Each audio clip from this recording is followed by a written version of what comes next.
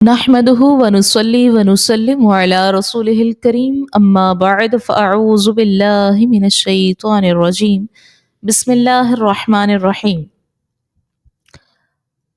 رب اشرح لي صدري ويسر لي أمري واحلل عقدة من لساني يفقه قولي ربنا آتنا في الدنيا حسنة وفي الآخرة حسنة وقنا عذاب النار آمین بجاہ سید المرسلین صلی اللہ علیہ وسلم۔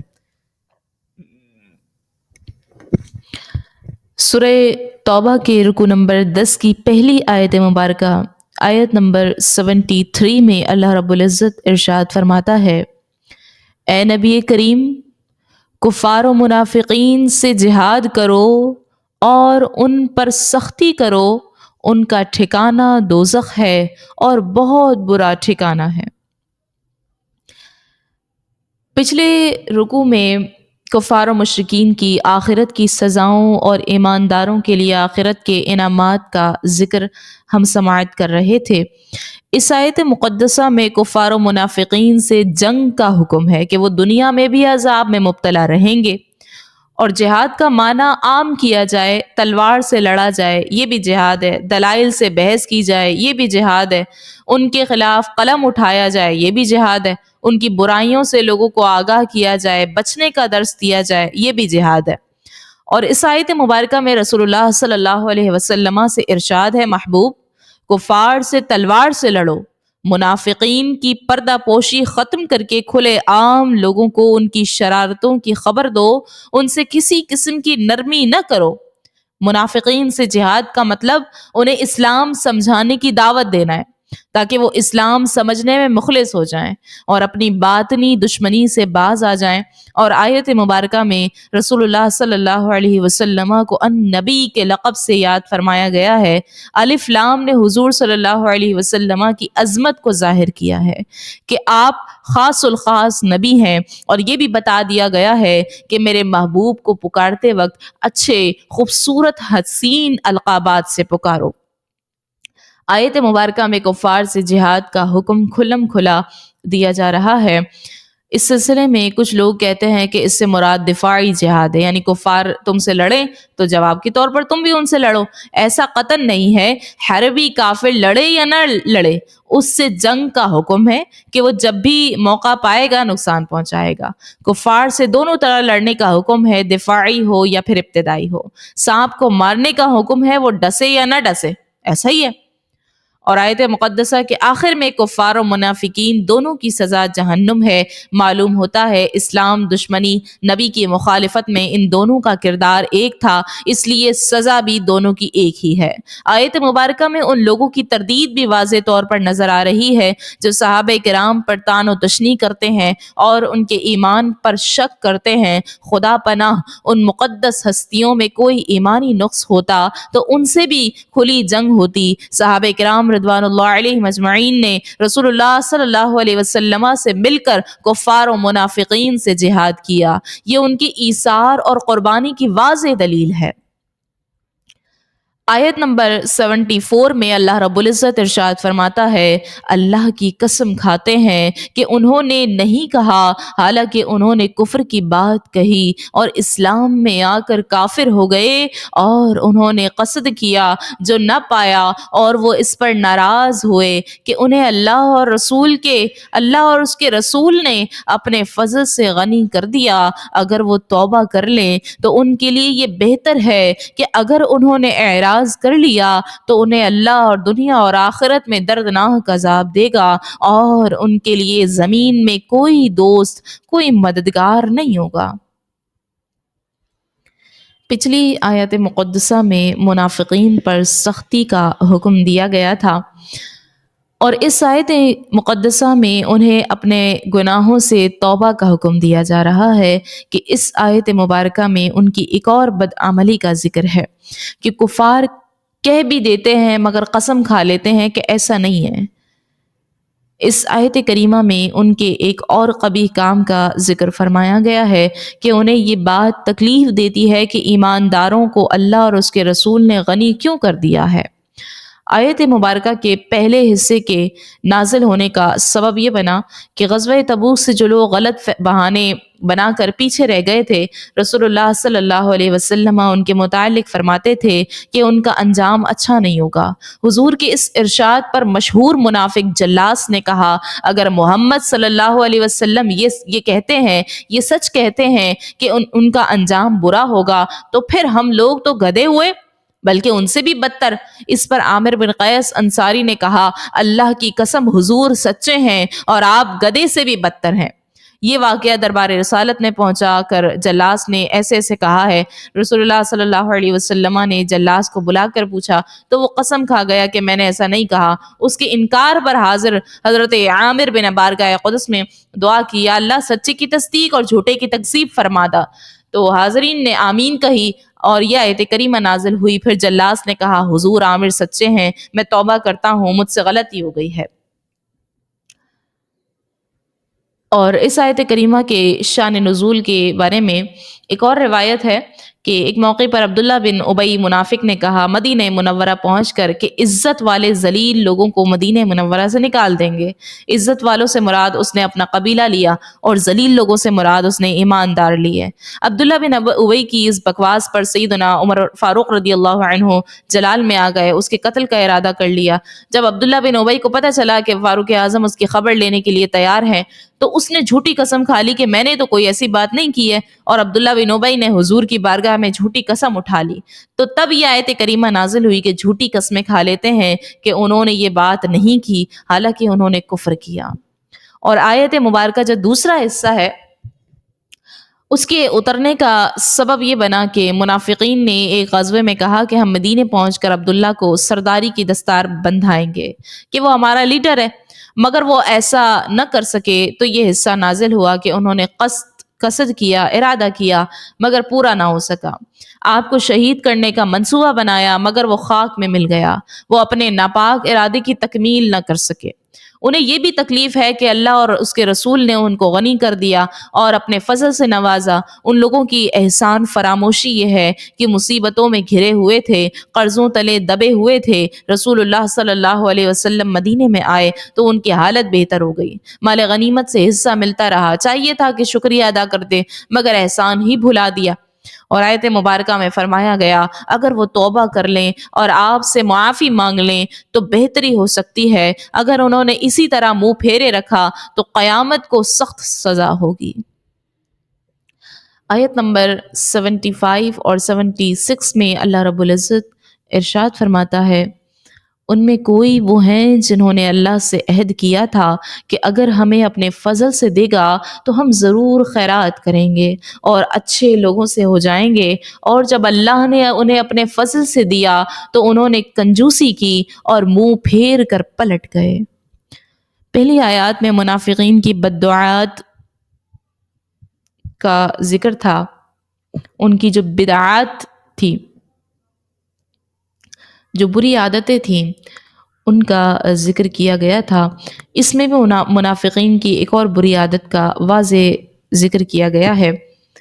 اس آیت کریمہ کے اترنے کا سبب یہ بنا کہ ثعلبہ بن ابی حاتب مشہور منافق تھا۔ مسجد میں عموماً وہ رہتا تھا، لوگ اسے حمامت المسجد کے لقب سے یاد کرنے، یعنی مسجد کا کبوتر، اس لیے کہ ہر وقت وہیں رہتا تھا۔ سجدوں کی وجہ سے پیشانی میں بڑا داغ پڑ گیا تھا، نماز فجر کے بعد دعا مانگے بغیر جلدی وہ چلا جاتا تھا۔ رسول اللہ صلی اللہ علیہ وسلم نے فرمایا، جلدی مسجد سے نہ جایا کرو، یہ اچھا طریقہ نہیں ہے۔ اس نے کہا، جی میری مجبوری ہے کہ میں غریب ہوں، کپڑا صرف ایک ہی ہے، میں گھر جا کر یہی کپڑا بیوی کو دے دیتا ہوں تو وہ پہن کر نماز پڑھ لیتی ہے۔ عرض کی، حضور دعا فرمائے میں امیر ہو جاؤں۔ تو رسول اللہ صلی اللہ علیہ وسلم نے فرمایا، جس تھوڑے مال کا شکریہ ادا ہو وہ اس زیادہ مال سے بہتر ہے جس کا شکریہ ادا نہ ہو۔ رسول اللہ صلی اللہ علیہ وسلم نے فرمایا، مجھے دیکھ، میں بھی سادگی کی زندگی بسر کر رہا ہوں، اگر چاہوں تو میرے ساتھ سونے کے پہاڑ چلیں۔ اس نے دعا کے لیے بار بار عرض کی، حضور نے دعا فرما دی، اے اللہ ثعلبہ کو وسعت عطا فرما۔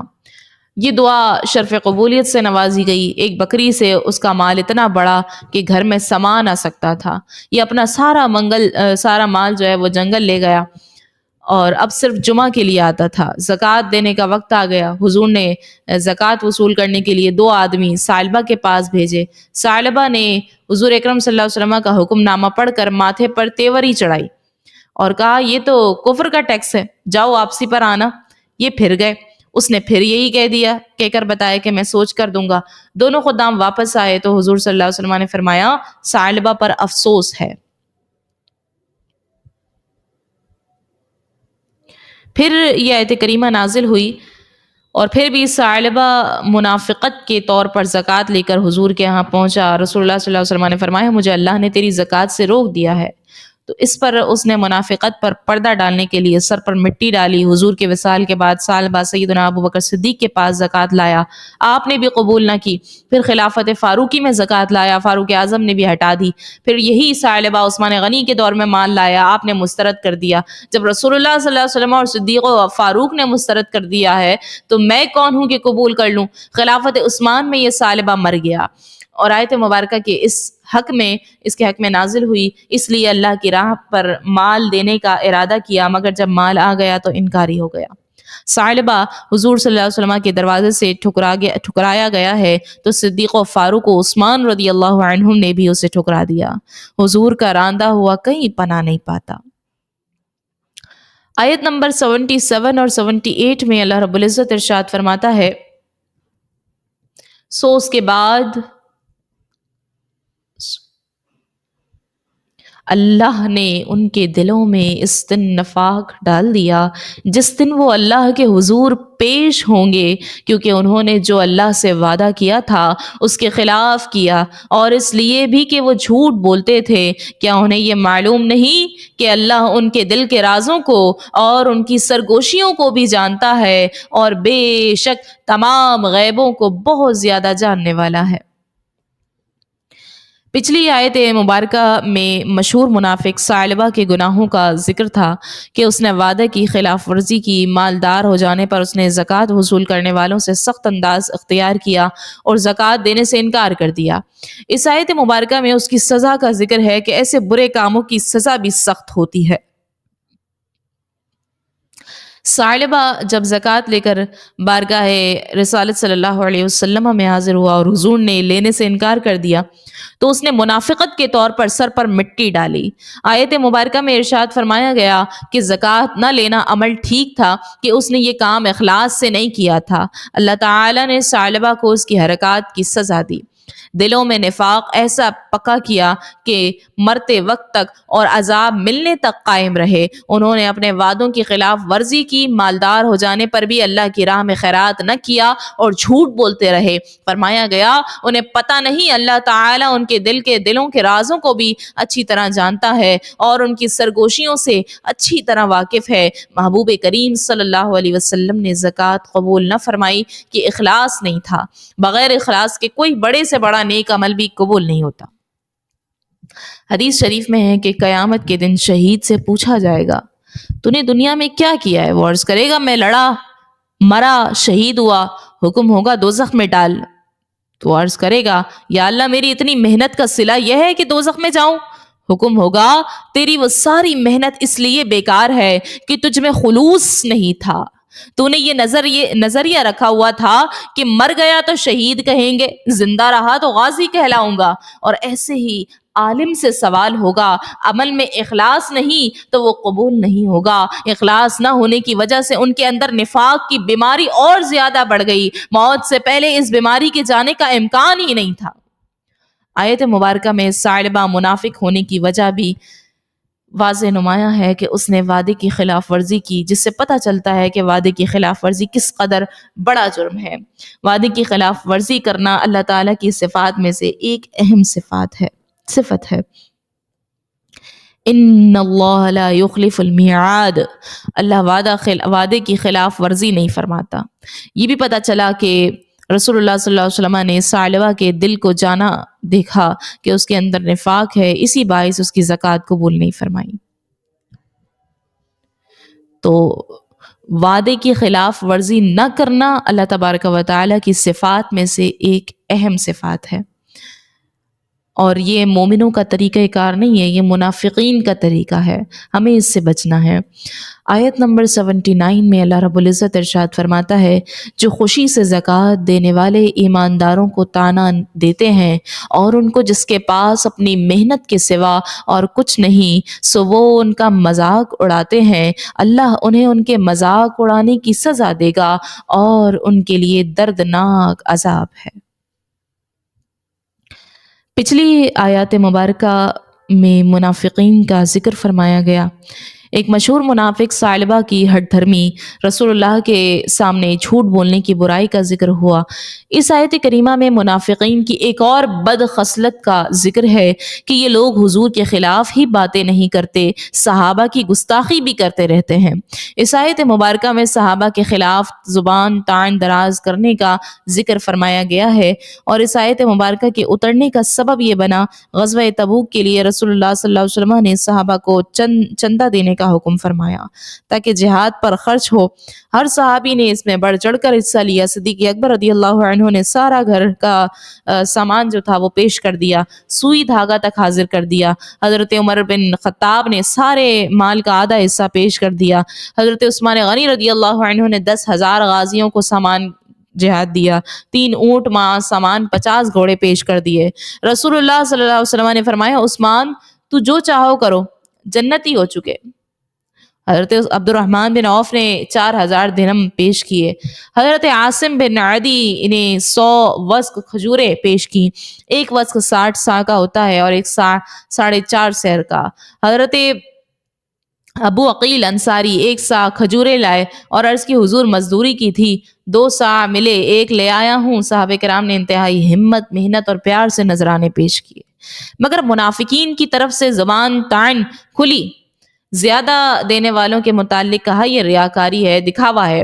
حضرت ابو عقیل کے متعلق کہا اس معمولی صدقے 1 سیر کی کیا ضرورت تھی۔ اس موقع پر ایسا کہنے والے منافقین کے حق میں یہ آیت کریمہ نازل ہوئی کہ بد باطن منافقین غزوہ تبوک میں نذرانے پیش کرنے والوں کے متعلق بکواس کرتے ہیں کہ بھاری دولت لانے والے محض دکھاوا کر رہے ہیں، اور فقیر صحابہ جو مزدوری کر کے لائے ہیں اور آدھا حصہ بارگاہ رسالت میں پیش کر دیا، ان کے متعلق کہتے ہیں اس کی کیا ضرورت تھی۔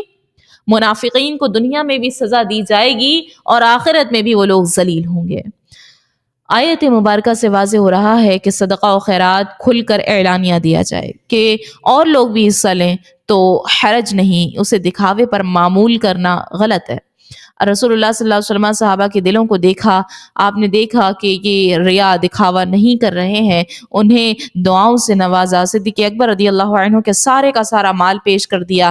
یہ انہی کا خاصہ ہے، انہی کو زیب دیتا ہے۔ عام لوگوں کے لیے بہتر ہے کہ خیرات بھی کریں اور کچھ حصہ بچوں کے لیے بھی رکھ دیں۔ منافقین کے حرکات سے یہ بھی واضح ہو رہا ہے کہ صحابہ پر طعن منافقین کا کام ہے، ایماندار لوگ صحابہ پر طعن نہیں کرتے۔ یہ مسلمانوں کا طریقہ کار نہیں ہے۔ آیت نمبر 80 میں اللہ رب العزت ارشاد فرماتا ہے، اے محبوب تو ان کی معافی چاہے یا نہ چاہے، اگر تم 70 بار بھی ان کی معافی چاہو تو اللہ انہیں ہرگز نہیں بخشے گا، اس لیے کہ وہ اللہ اور اس کے رسول کے منکر ہیں اور اللہ فاسقوں کو ہدایت نہیں دیتا۔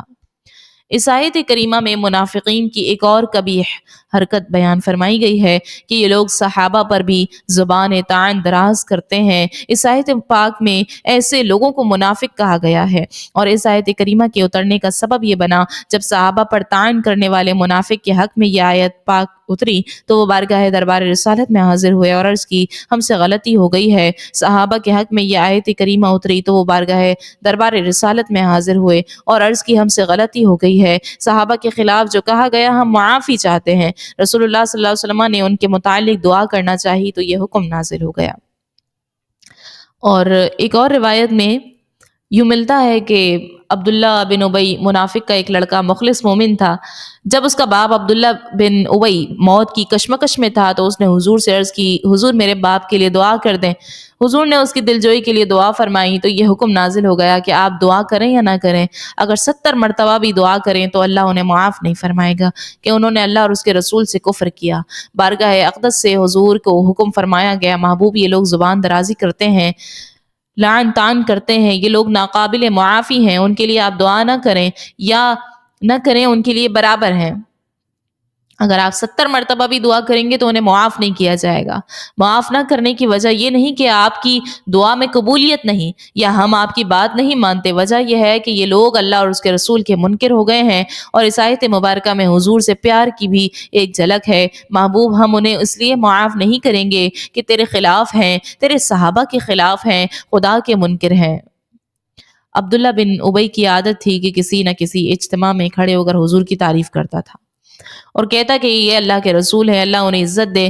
احد شریف کے موقع پر اس کا نفاق جو تھا وہ کھل گیا۔ پھر کسی موقع پر اس نے ایسی ہی تعریف کی تو فاروق اعظم نے فرمایا، اللہ کے دشمن بیٹھ جا، تیرا نفاق ظاہر ہو گیا ہے، تو خدا اور اس کے رسول کا دشمن ہے۔ حاضرین نے اسے ملامت کی تو یہ بغیر نماز پڑھے غصے سے مسجد سے نکلا۔ راستے میں کسی نے کہا، جاؤ حضور کا دامن پکڑ لو، معافی مانگ لو۔ اس بدبخت نے کہا، مجھے کوئی پرواہ نہیں، وہ میرے لیے دعا کریں یا نہ کریں۔ تو یہ آیت مبارکہ نازل ہوئی۔ اللہ تبارک و تعالی سے دعا کرتے ہیں اللہ رب العزت ہمیں قرآن مجید فرقان حمید کے فرامین پر عمل پیرا ہونے کی توفیق مرحمت فرمائے۔ اللہ رب العزت ہمیں اپنے رسول صلی اللہ علیہ وسلم کی اطاعت تا دم حیات کرتے رہنے کی توفیق عطا فرمائے۔ صحابہ کرام پر، ان پر لعن طعن جو لوگ کرتے ہیں ان سے ہم سب کو بچائے رکھے۔ اللہ تبارک و تعالی ہمیں ہمارے سینوں کو قرآن مجید فرقان حمید کے نور سے منور فرمائے۔ آمین بجاہ سید المرسلین صلی اللہ علیہ وسلم۔ وما علینا الا البلاغ المبین۔